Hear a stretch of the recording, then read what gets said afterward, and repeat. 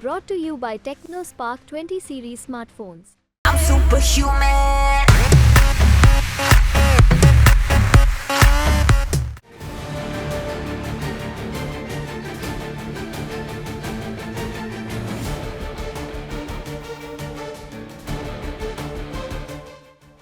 लोकसभा चुनाव से ठीक पहले कई दिग्गजों का पार्टी में आना जाना लगा हुआ है और इस कड़ी में अब पूर्व वायुसेना के प्रमुख आरकेएस भदौरिया बीजेपी में शामिल हो गए।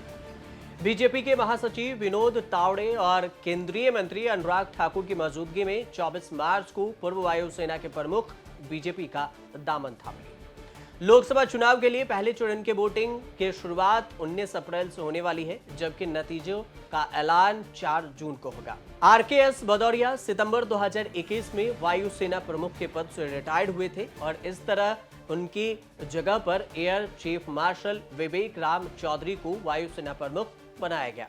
भदौरिया 30 सितंबर 2019 से लेकर 30 सितंबर 2021 तक देश के वायुसेना प्रमुख थे। आरकेएस भदौरिया ने बीजेपी में शामिल होने के बाद अपना बयान भी दिया। उन्होंने कहा कि मैं एक बार फिर से राष्ट्र निर्माण में योगदान देने का अवसर देने के लिए पार्टी नेतृत्व को धन्यवाद देता हूं।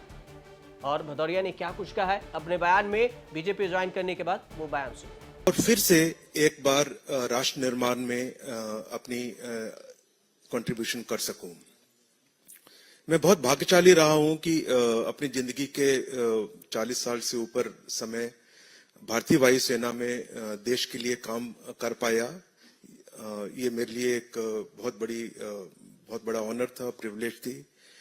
और इस दौरान आई थिंक सबसे ज्यादा स्वर्णिम समय वो रहा है जो कि पिछले मेरी सर्विस के अंत में 8-10 साल में जो इस गवर्नमेंट के पार्टी के नेतृत्व में जो कार्य और कठोर कदम उठाए गए भारतीय सेनाओं को सशक्त करने के लिए, आत्मनिर्भर करने के लिए, आधुनिकीकरण के लिए जो कदम उठाए गए, उससे हमारी सेनाओं में एक नया कैपेबिलिटी तो आई ही है, बट एक नया आत्मविश्वास और आत्मनिर्भर बनने का जो एक क्रम शुरू हुआ है, जो अब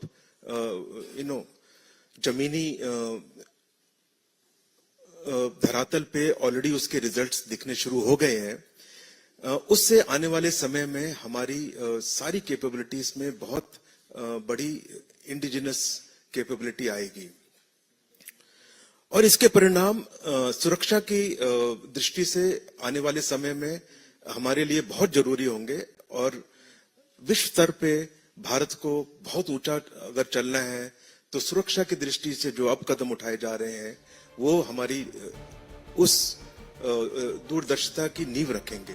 मीडिया रिपोर्ट्स की माने तो बीजेपी पूर्व वायुसेना प्रमुख आरकेएस भदौरिया को उत्तर प्रदेश की गाजियाबाद लोकसभा सीट से चुनावी मैदान में उतार सकती है, जहां से वर्तमान में जनरल वीके सिंह इस सीट से सांसद हैं। वह 2014 और 2019 में इस सीट से चुनाव जीत चुके हैं। बीजेपी की तरफ से अब तक उम्मीदवारों की जारी की गई लिस्ट में गाजियाबाद के प्रत्याशी के नाम का ऐलान नहीं हुआ है। ऐसे में कयास लगाए जा रहे हैं कि आरकेएस भदौरिया को इस सीट से उतारा जा सकता है। भारत ने जब फ्रांस से 36 राफेल लड़ाकू विमानों को खरीदने के लिए एक टीम बनाई थी, तो इस टीम का नेतृत्व पूर्व वायुसेना प्रमुख आरकेएस भदौरिया के पास ही था। उस वक्त भदौरिया उप वायुसेना प्रमुख थे। आरकेएस भदौरिया के नेतृत्व में कई बाधाओं को पार करते हुए भारत और फ्रांस के बीच में राफेल विमानों के लिए डील हुई थी। विमानों के लिए समझौते पर हस्ताक्षर सितंबर 2016 में किए गए थे। भदौरिया के योगदान के लिए पहले राफेल की टेल पर उनके नाम के 2 शुरुआती अक्षरों जैसे RB008 के अंकित किया गया है। सिर्फ इतना ही नहीं, बल्कि भदौरिया ने स्वदेशी तेजस लाइट कॉम्बैट एयरक्राफ्ट प्रोग्राम को भी तैयार करने में महत्वपूर्ण भूमिका निभाई। पूर्व वायुसेना प्रमुख तेजस प्रोग्राम के साथ करीबी से जुड़े हुए थे।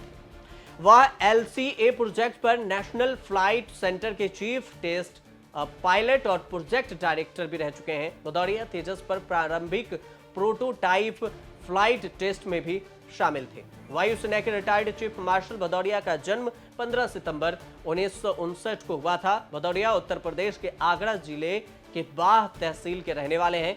भदौरिया ने 30 सितंबर 2019 को चीफ का पद संभाला, जबकि 2021 में वो रिटायर हो गए। भदौरिया कई महत्वपूर्ण पदों पर रहे हैं, जैसे कि राष्ट्रीय रक्षा अकादमी के कमांडेंट, मध्य वायु कमान में वरिष्ठ वायु कर्मचारी अधिकारी रहे। जनवरी 2016 से 2017 तक वायुसेना के उप प्रमुख की भूमिका निभाई।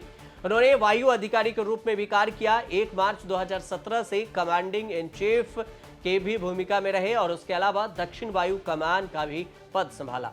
1 अगस्त 2018 को बेंगलुरु स्थित ट्रेनिंग कमान के प्रमुख के रूप में भी पदभार संभाल चुके हैं। आरकेएस भदौरिया राष्ट्रीय रक्षा अकादमी के छात्र रह चुके हैं।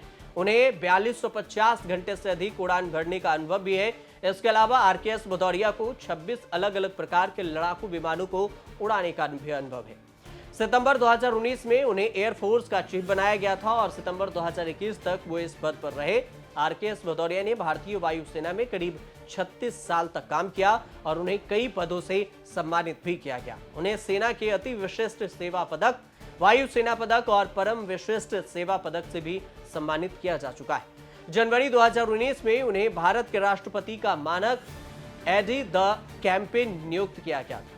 वायुसेना से रिटायर होने के बाद अब वायुसेना के पूर्व प्रमुख बीजेपी में शामिल हुए हैं और कयासबाजी हो रही है कि अब वो गाजियाबाद लोकसभा क्षेत्र से जनरल वीके सिंह के जगह पर चुनाव लड़ सकते हैं। हालांकि बीजेपी अगर लिस्ट जारी करती है तभी ये चीजों का सामने आएगा कि आखिर भदौरिया चुनावी मैदान में उतरते हैं या फिर नहीं। आप देखते रहिए न्यूज़।